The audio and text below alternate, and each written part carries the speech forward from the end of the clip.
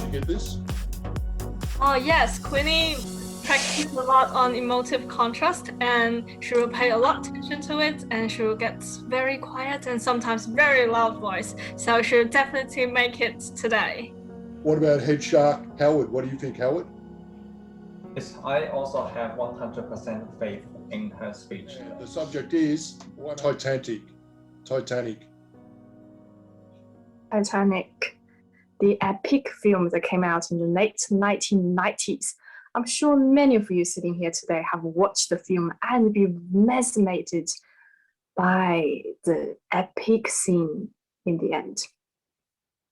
Today, I talk about Titanic, the history of it and the movie about it, and finally, my personal comments regarding this scene or story or movie. First of all, story was telling that Titanic was made at the time, being the largest and strongest ship in the world. It was built with all the stainless steel, several layers, with all the functional rooms, dorms, restaurants, 3 different tiers for different business class entrance. And it was just never seen before at that time. It was so invincible that the captain made the comment in the newspaper would be in the headline at the time saying, "Welcome everyone, join the trip about 3 months sailing all the way from Europe to America." And gorgeous.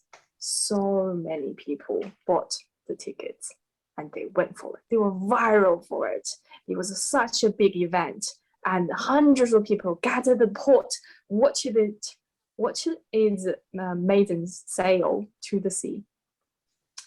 And the result, the next was just history. You heard it. They met the iceberg, and which crashed the holes, and the ice water went in, and most people died. Only a very few survived in the end from the icy water after several hours until the second day. Very unfortunate event. What it made me beautiful in the movie, however, was that there was some love story that you were seeing people still play violin in the end. They just still caring for their children, the people giving up their life to save the women and the children on the lifeboat.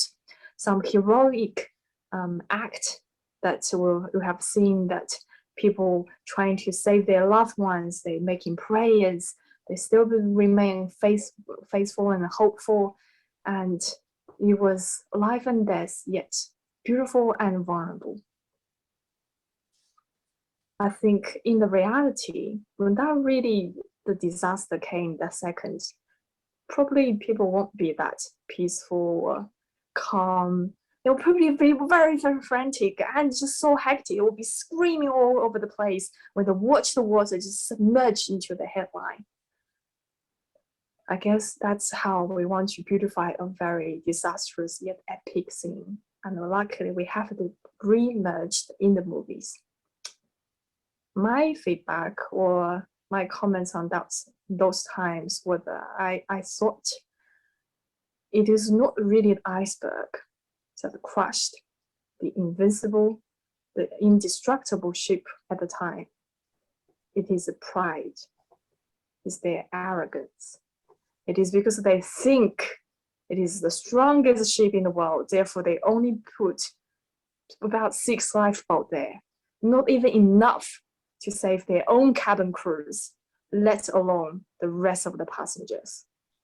It is because their arrogance in designing that ship, in thinking that it will crush through all the ice on the world. That way, they didn't even watch out the threat and the danger hidden in the dark. It's because their negligence that the crews were not watching where they are sailing and not watching the mist that they come through. So, very unfortunate, but it is a big lesson for our world.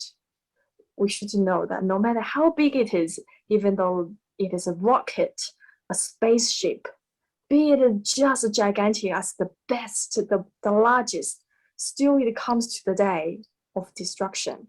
You can be as tall as the pyramid or as long as the Great Wall. Still one day you will meet the decay, meet the destruction. So watch out, guys.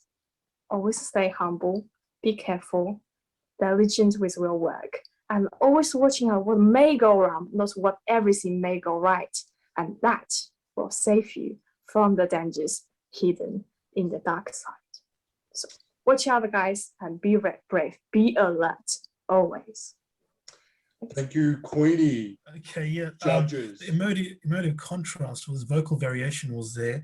The Braveheart close was there, but was, say, structure one of your objectives? Yeah, I said it.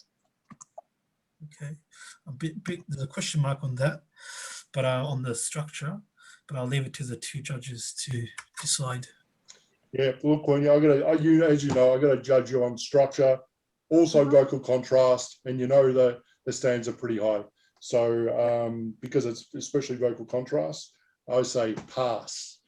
So let's go to the chief judge, Howard. I think she's already just briefed the structure, because she told us that she was going to talk about the history of that and her comments. So the structure was there, and I also see the vocal contrast. Of course, she has potential to be better, but this is it's already good enough for gold. So I will give a yes as well. So you've got your gold, Queenie. Well done. Congratulations.